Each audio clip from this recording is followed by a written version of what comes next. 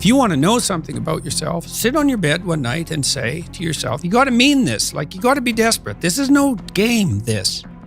It's like, my life is not everything I want it to be, and perhaps it's not everything that I need it to be. And by need, I mean my life is so unbearable that the suffering that's attendant upon that is make me nihilistic, cynical, bitter, unable to have a good relationship, driving the proclivity to see evil everywhere except within my own heart. Like, these are problems, man.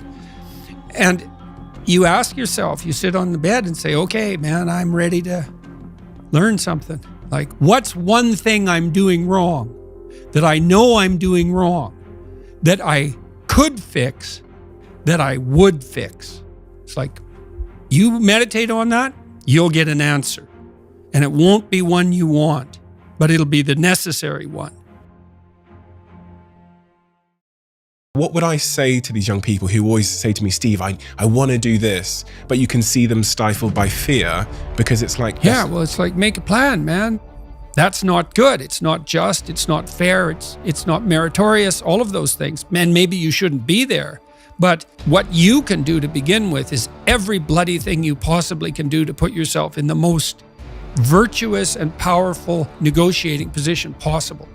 And you have to think like a snake in some sense. To do that, you got to get the details right. You have to be prepared to bite, and you have to have your eyes on the prize, so to speak.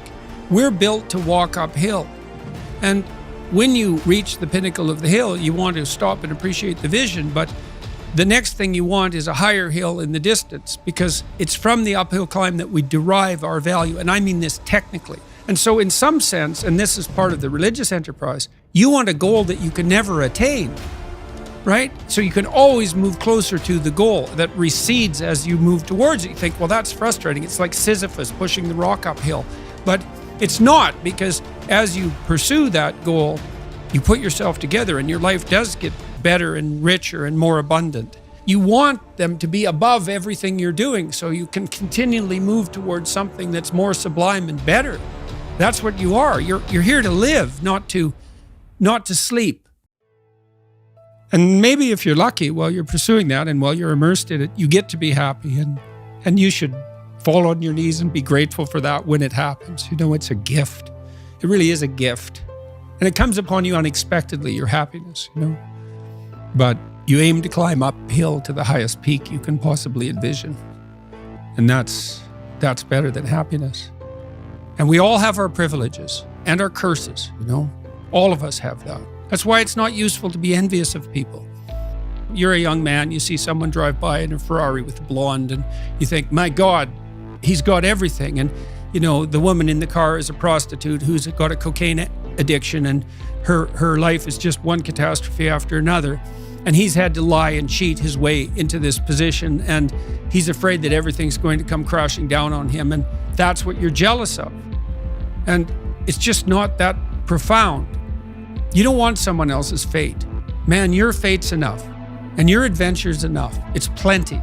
It's more than you can ever fully realize. And so that's also part of the reason that we all believe that the individual has some intrinsic dignity. It's, don't be so sure that your position and your room is so damn trivial. It might be your attitude towards it that's trivial. And if you're in dire straits and dire circumstances, just look at how much opportunity you have to make things better.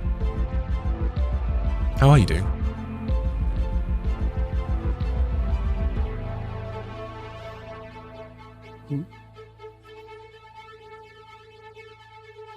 Brilliantly and terribly.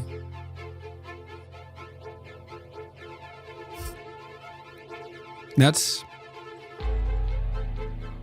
Why did you include terribly?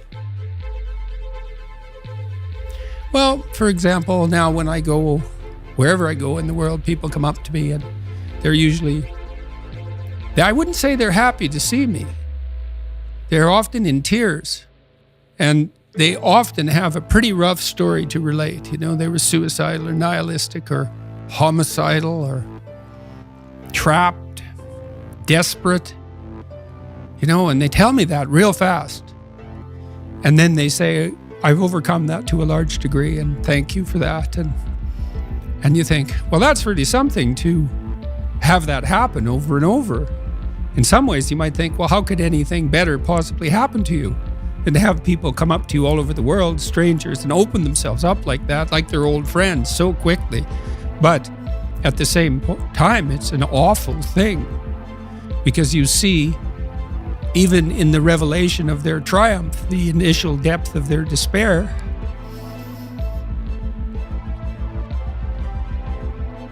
So I wouldn't change that. But it's not nothing. And it's certainly not just happiness. It's better than happiness, but it's almost unbearable. Why do you do what you do? To see what will happen. Some programs you cannot predict, right? You cannot predict how they're going to end. You have to run them. You know, I believe that truth will save the world. I believe that. That's why you shouldn't lie. It's like you're warping the mechanism that orients you in the world. Do you really want to do that? This is a brutal world, man. And I've seen this in my clinical practice. People whose houses are built on foundations of sand, and the wind starts to blow and the floods start to rise, and they are in such trouble. Such trouble. If you're lucky and something terrible comes your way, and you're reasonably honest and your relationships are in good order, maybe you won't end up in hell. And I mean hell. I don't mean death. There's lots of situations you can get yourself in where death would be far preferable to what you're going through. You need to be afraid of that. Don't lie.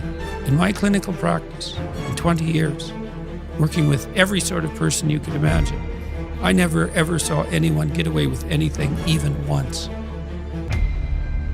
So you speak truthfully, and you watch what happens, and you take your consequences, you know, and maybe you hope and have some faith that in the final analysis, things will work out in your favor, but perhaps they will and perhaps they won't. But that's faith, eh? That's faith. Faith isn't believing in things you regard as ridiculous, sacrificing your intellect. It's a decision. No. Will truth, beauty, and love save the world? Well, you can find out.